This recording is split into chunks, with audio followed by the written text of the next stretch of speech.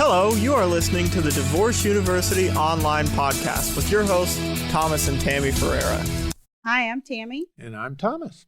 And we are back. Today, we are TNT Dynamite.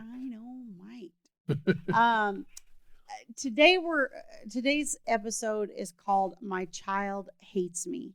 Yeah. And I think a lot of Must parents... be a teenager. I know. Exactly. Took the words right out of my mouth. I think a lot of people struggle with this, but it gets particularly bad when children are a little bit older. But sometimes we do see it in younger children, too, when you have one parent that is really kind of in the kid's ear and oversharing and all that kind of thing. Right. When you have parentified adults and you know, a lot of times, you know, a little boy will take his mom's side in the conflict because mom seems like she's falling apart. And, you know, it's not a sign of mental health if your kid's doing that. But right. Let me just start at the top of this podcast and just say every situation like this is uniquely different. Every single one of them happened for different reasons. The children have different personalities.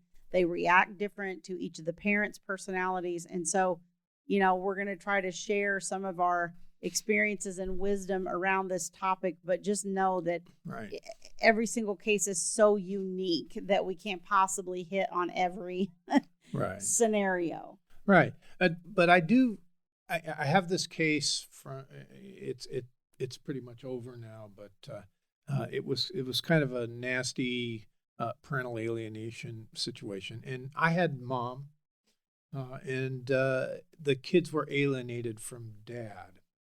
And the funny thing about this case is that I knew exactly what this father had to do to get. He had two teenage daughters. Again, the teenagers. Yeah, it's worse with teenagers. It's worse with teenagers and to some extent preteens as well. Yes.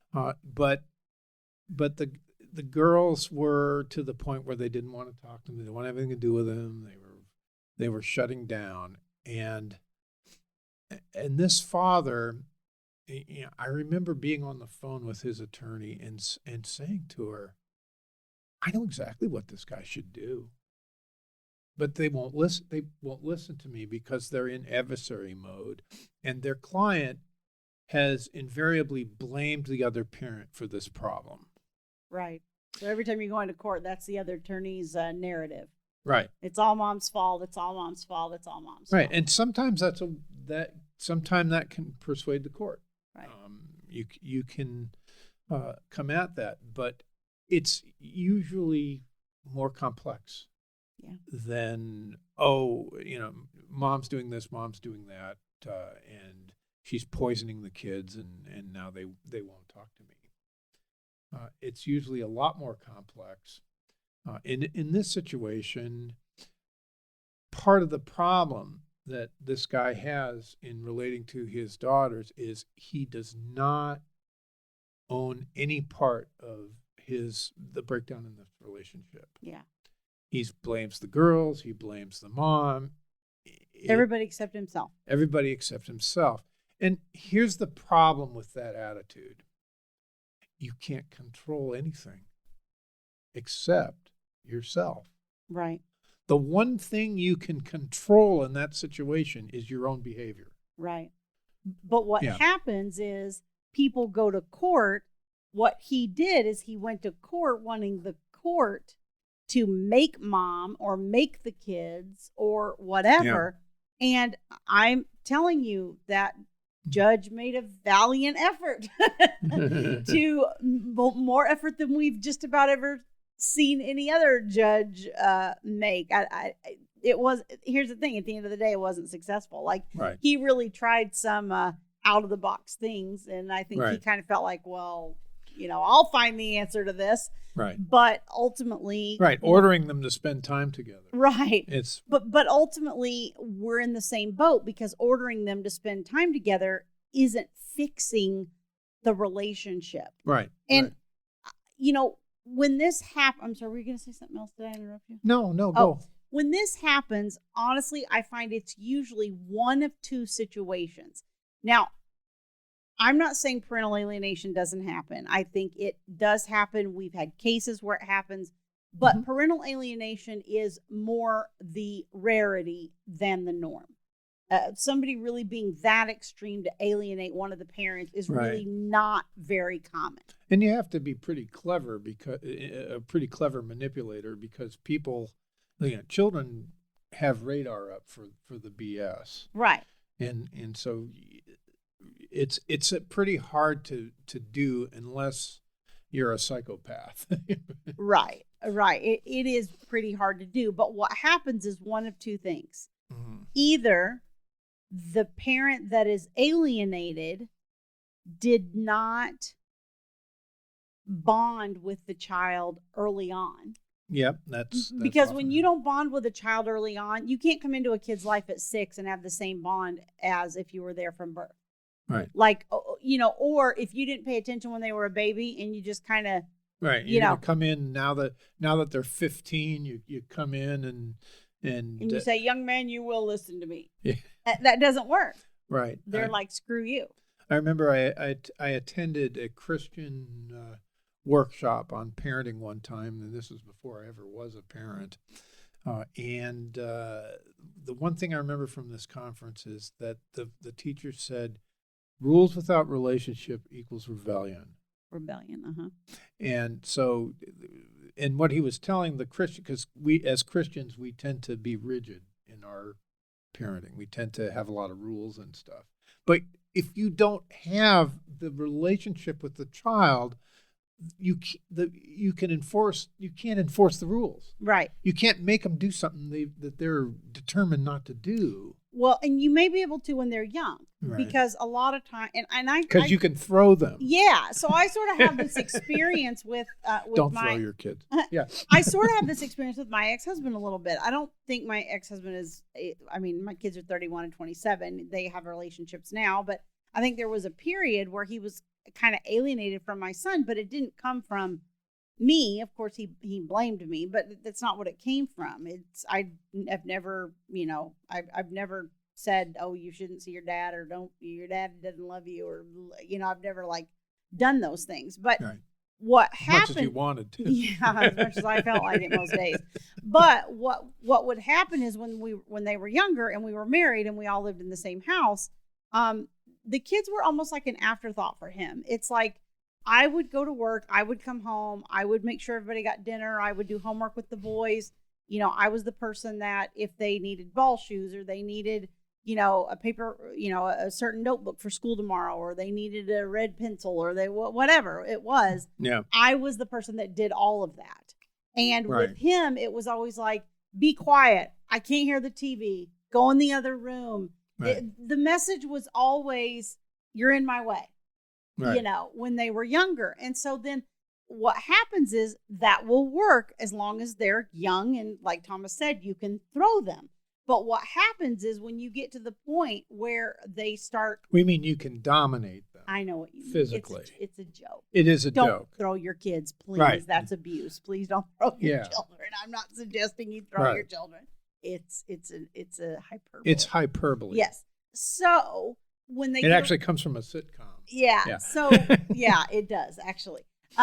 So when they get to the point where they're like, 12, 13, 14, and they start to individuate, then what happens is, they're grumpy teenagers that only care about themselves. So at that stage, you have to have done the bonding and the relationship stuff early on, or else you get to the point where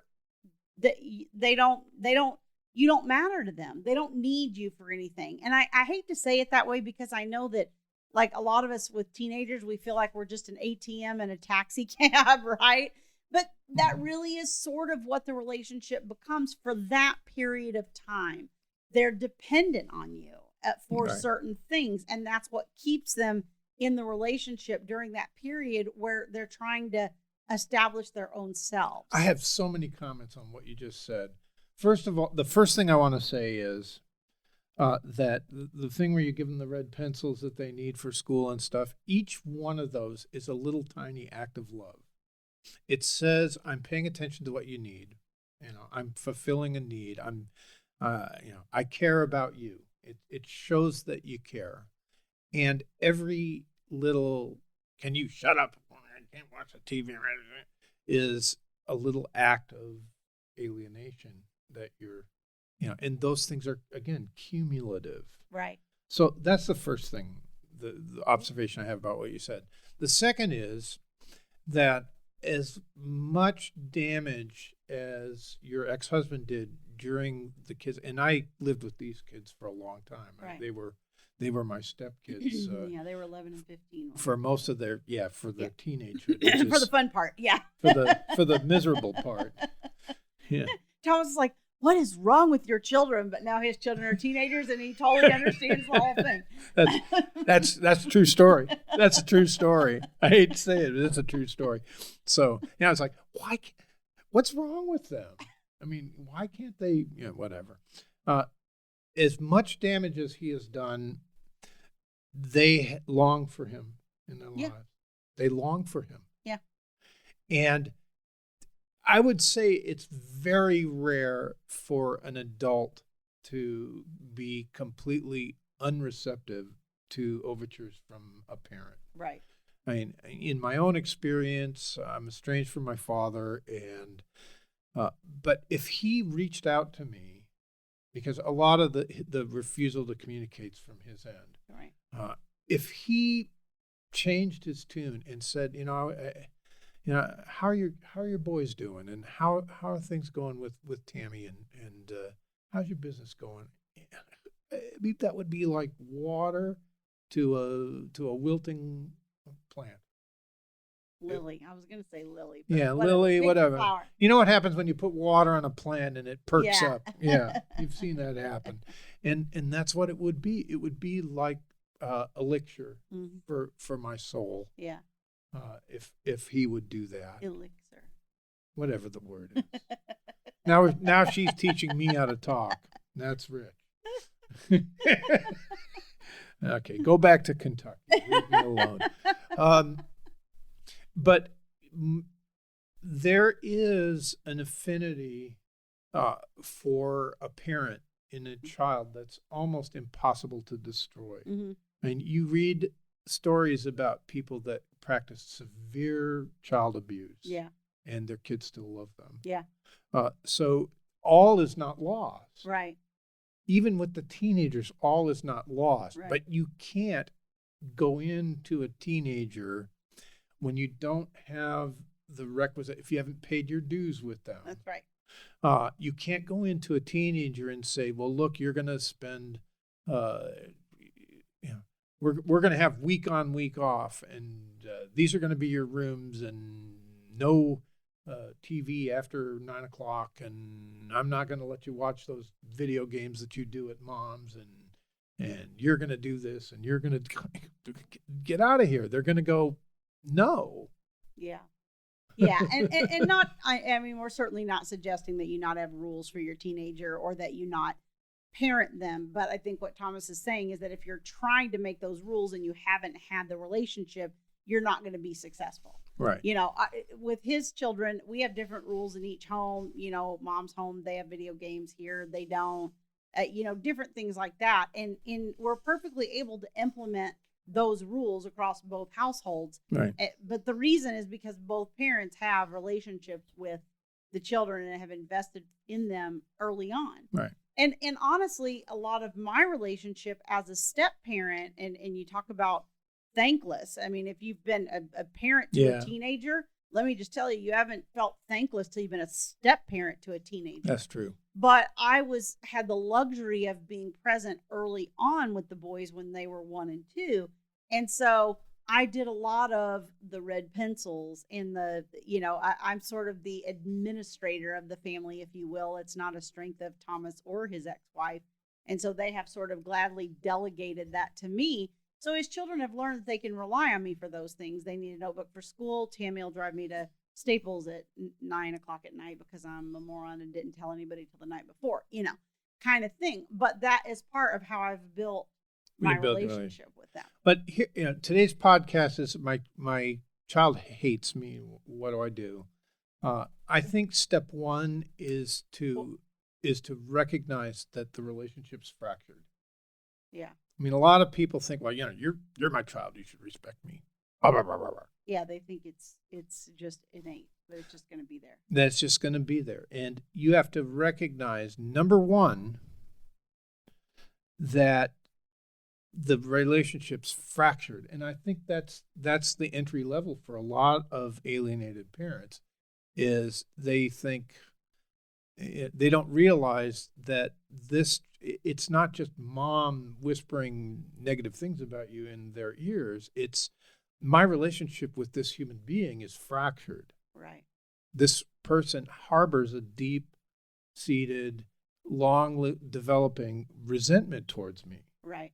Because we have seen mom or dad be in the ear, being negative, and it not impacting the other parent's relationship with the child, it not succeeding. Why? Because that other parent had such a strong bond with the child that the second parent couldn't alienate them if they tried. Right. So, the first thing is to sort of figure out, what the cause of it is, and maybe do some introspection and, have I bonded with the kid? Have I formed that relationship? Because if you haven't, you have to start doing that now. Yeah. Right. And people say to me like, well, okay, I have this 13-year-old that won't see me. What do I do? And, I have one kid who, he was an eater. Okay. He eats like he is the eater. I know which one you're referring to. You have one that's an eater and one that's not too. Yes. We both have that. So if my ex-husband, and you have to put your own self aside, right? This involves some humility because, again, my ex-husband's response is a lot of times. Therein lies the problem, really. Right. Yeah. Right. My ex-husband's response is a lot of time with, oh, I'm not an ATM, or, I can't afford to do that. I'm paying you so much support, blah, blah, blah. All the typical things that we hear in these situations. And if he had just called my son up and said, hey, can I come by and get you on, Saturday, and we'll go grab a bite to eat, that son would have said, sure. Right. My older one, he was kind of for him, he needed alcohol. No.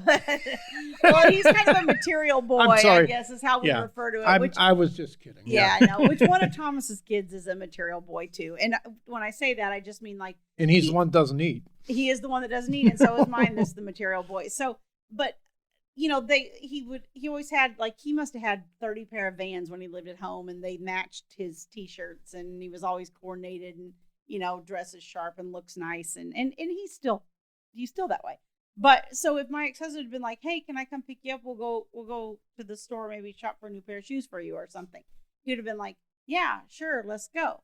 And so you have to, if you are alienated in that way and the child won't even see you or anything, my number one thing would be don't give up. And number two would be, how do you meet your child where they're at?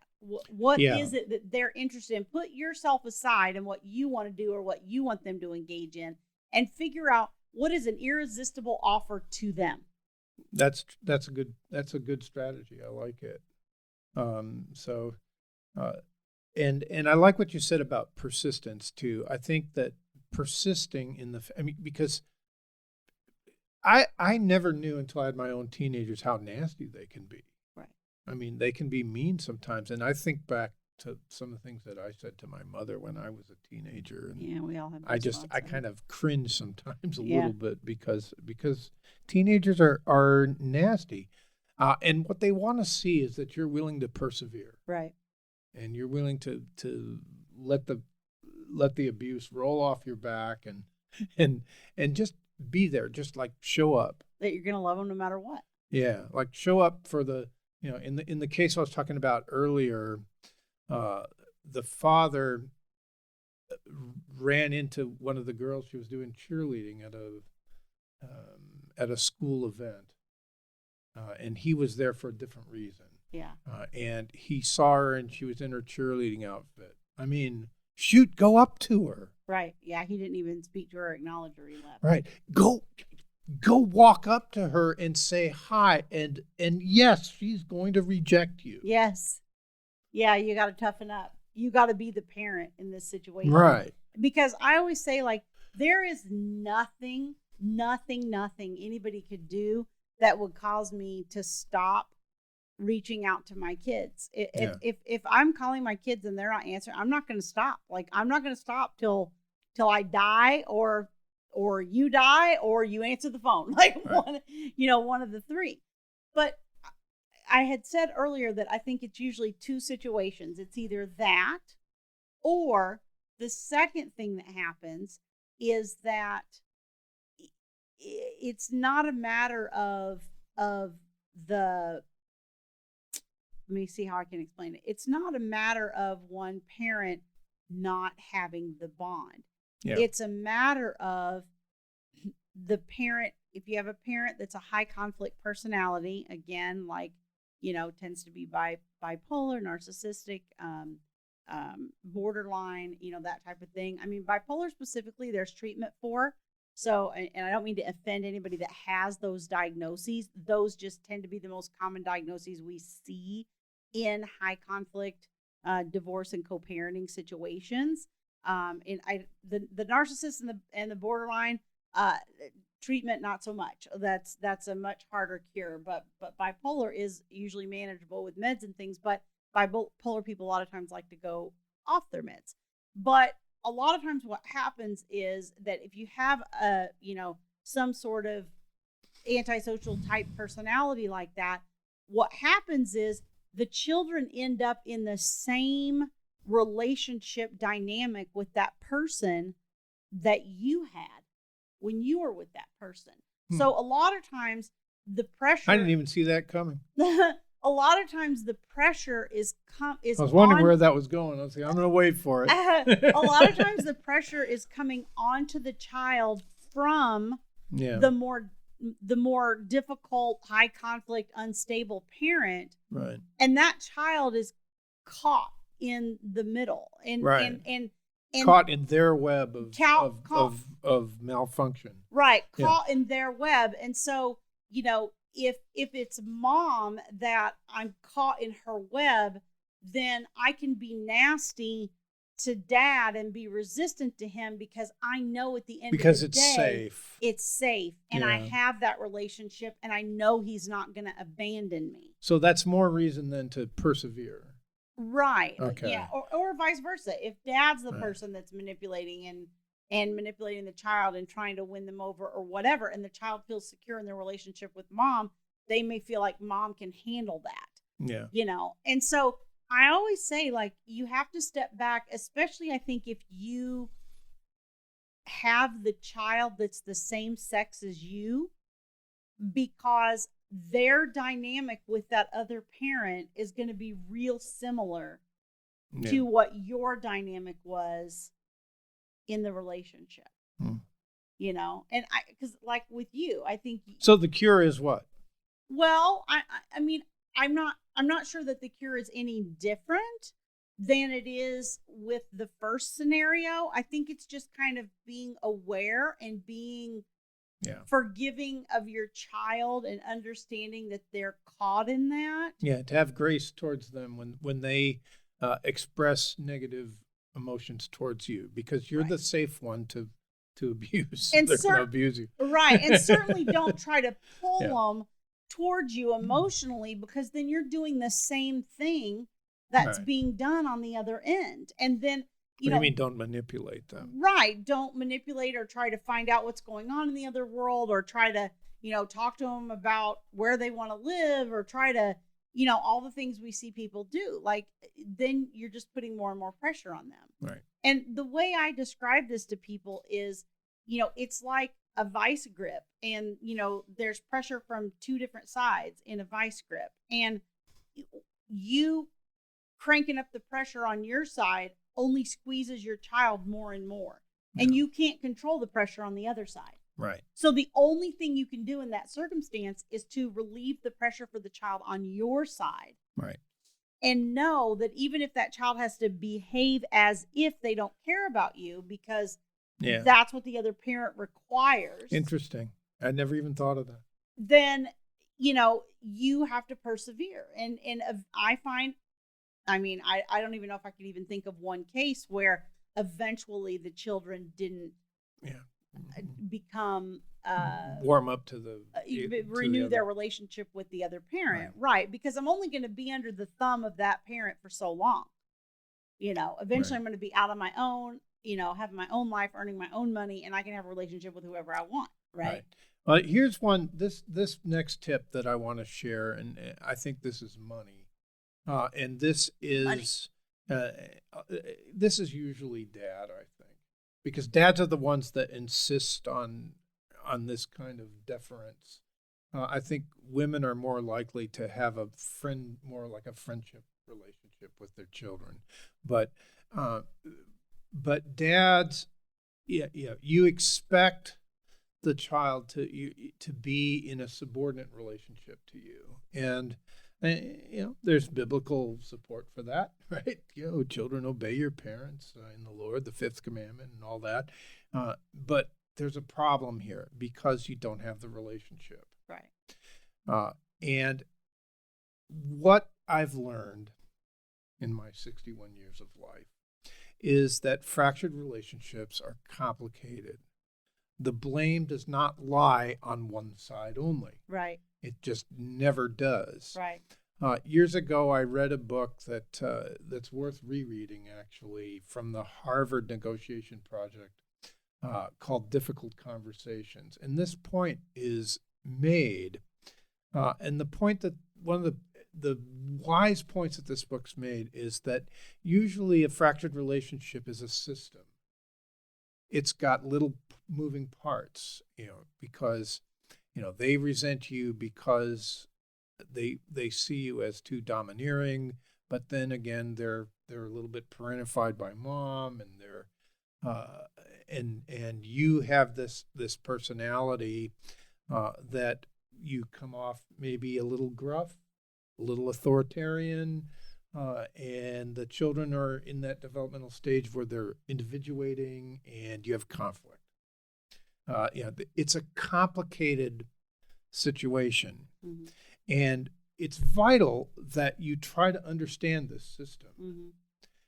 And then once you understand it, and here's the magic. Once you understand it, admit your part in it. Yeah. Admit where you've gone off the rails. Admit to your child. This is one of the things I was trying to get across to that attorney in that case. You want a relationship with these girls? Be transparent about the ways that you've failed to be their father. How you have been too harsh at times. I think one of their complaints was that he put his second family ahead of them because he is in a relationship with a woman with whom he has more children. Right. And he puts that family ahead of them. And, frankly, that hurts. Yeah. That hurts, especially if you're a teenage girl. Right, but nobody's having a conversation about it. Right. Yeah. Right. And, so you go to them and you say,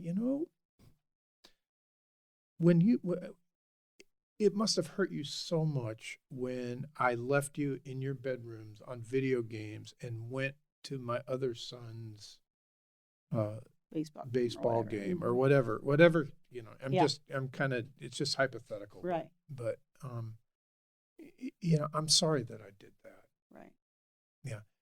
When this couple was in counseling with a specialist in parental alienation, one of the things the specialist said is, well, you got to say you're sorry. So he said he was sorry to the kids. And both the kids said, I don't believe you. Right. I don't believe you're sorry. Yeah, because it was kind of a blanket, I'm sorry kind of thing. Right.